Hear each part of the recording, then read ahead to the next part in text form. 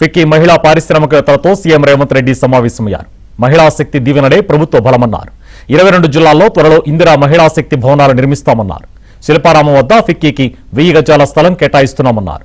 Bharat future సిటీలో ఫిక్కీకి మరో ఎకరం స్థలం ఇస్తామన్నారు. మహిళా పారిశ్రామికవేత్తలతో ప్రతి 3 నెలలకు సమావేశం అవుతామని రేవంత్ తెలిపారు.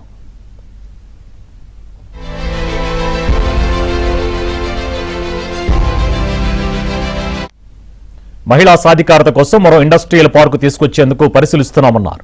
67 లక్షల మహిళా సంఘాలకు 16,000 కోట్ల రూపాయల రుణాలు ఇస్తున్నామన్నారు. మహాలక్ష్మి పథకానికి ఇప్పటి వరకు 11,000 కోట్లు చెల్లించామన్నారు. మహిళా పారిశ్రామికవేత్తలను అన్ని విధాలా ప్రోత్సహిస్తున్నామన్నారు రేవంత్.